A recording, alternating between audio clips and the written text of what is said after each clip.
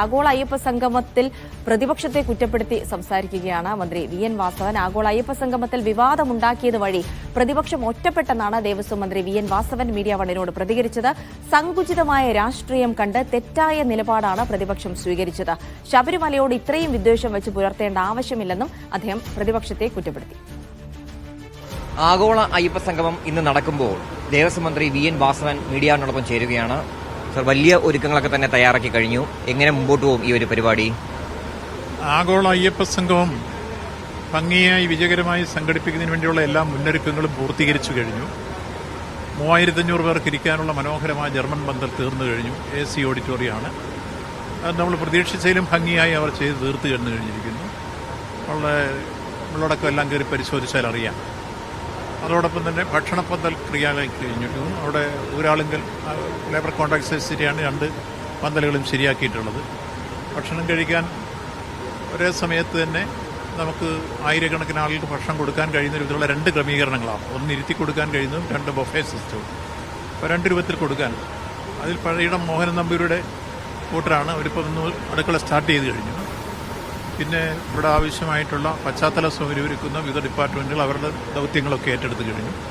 അങ്ങനെ എല്ലാ നിലയിലും ഇവിടെ എത്തിച്ചേരുന്ന പ്രതിനിധികളെ സംബന്ധിച്ചോളം അവർക്കൊരു ബുദ്ധിമുട്ടുണ്ടാവാതെ ഒരു 4:30 മണി വരെ സെഷൻ നടക്കി അതിനുശേഷം ദർശനം നടത്താനുള്ള സൗകര്യം ഉറപ്പാക്കിയിട്ടാണ് ഇപ്പോൾ സംഗമം നമ്മൾ പ്ലാൻ ചെയ്തിട്ടുള്ളത്. പ്ലാൻ ചെയ്ത പോലെ തന്നെ കാര്യങ്ങൾ നടക്കാൻ ആവശ്യമായ എല്ലാ മുന്നൊരുക്കങ്ങളും പൂർത്തീകരിച്ചു കഴിഞ്ഞു. അത് ഭംഗിയായി വിജയകരമായി നടക്കും എന്നാണ് പറയുന്നത്. ഈ പ്രതിപക്ഷത്തിന്റെ ഭാഗത്ത് നിന്ന് ഇപ്പോഴും രാഷ്ട്രീയമായിട്ടുള്ള മറുപടികളാണ് വന്നുകൊണ്ടിരിക്കുന്നത്. പ്രതികരണങ്ങൾ എങ്ങനെയാണ്? നമുക്കിപ്പോൾ അതിനെക്കുറിച്ചൊന്നും പറയാനില്ല.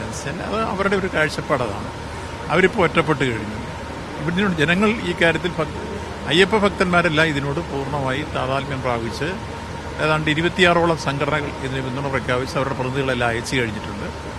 ലോകത്തിന്റെ വിവിധ ഭാഗങ്ങളിൽ നിന്നും ഇന്ത്യയുടെ എല്ലാ സ്റ്റേറ്റുകളിൽ നിന്നുള്ള പ്രതിനിധികൾ പങ്കെടുക്കുന്നുണ്ട്. നമ്മൾ തീരുമാനിച്ചതനുസരിച്ച് മുഴുവൻ കാര്യങ്ങൾ നടക്കും. അപ്പോൾ അവർ ആദ്യം തൊട്ടേ തെറ്റായ ധാരണയിൽ നിന്നുകൊണ്ട് സങ്കുചിതമായ രാഷ്ട്രീയം എതിർക്കണ്ടു. ഇവിടെ രാഷ്ട്രീയം കാണാൻ, കാരണം ദേവസ്വം ബോർഡ് സംഘടിപ്പിക്കുന്ന ഒരു പരിപാടിക്കകത്ത് എന്തിനാണ് രാഷ്ട്രീയം കാണുന്നു? അതിനകത്ത് അവരെ ക്ഷണിക്കുമ്പോൾ പോലും ഒരു മര്യാദ കാണിച്ചിട്ടില്ല. നമ്മൾ കണ്ടതാണ്. അപ്പോൾ അതുകൊണ്ട് അവർ ഇക്കാര്യത്തിൽ രാഷ്ട്രീയം പറഞ്ഞുകൊണ്ട് നടക്കുക എന്നുള്ളതല്ലാതെ ഇവിടെ ആഗോള അയ്യപ്പ സംഗമത്തിന് അതുകൊണ്ട് ഒരു ക്ഷീണവും സംഭവിക്കാൻ പോകുന്നില്ല. അവർ യഥാർത്ഥത്തിൽ ഇതിൽ പങ്കെടുക്കുകയാണ് വേണ്ടത്.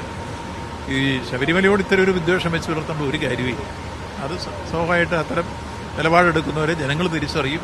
വിശ്വാസി സമൂഹം ഏതായാലും ഈ സംഗമത്തോട് സഹകരിച്ചുകൊണ്ട് തന്നെ മുന്നോട്ട് വരുന്ന സാഹചര്യമാണ് പൊതുവിൽ കാണാൻ കഴിയുന്നത്. അതും പ്രതിപക്ഷ കക്ഷികളെ എല്ലാവരും ഒരേ അഭിപ്രായക്കാരല്ല.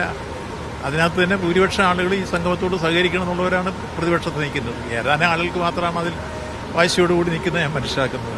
അതുകൊണ്ട് അവരുടെ ഇനിയും സമയമുണ്ട്. അവർക്കൊന്ന് പങ്കെടുക്കാം, സഹകരിക്കാം. അത് ഒരുമിച്ച് പോകാനുള്ള സാഹചര്യം ഉണ്ടാക്കണം എന്ന് തന്നെ ഇപ്പോഴും വിനയപൂർവ്വമായി എനിക്ക് അഭ്യർത്ഥിക്കാനുള്ളത്.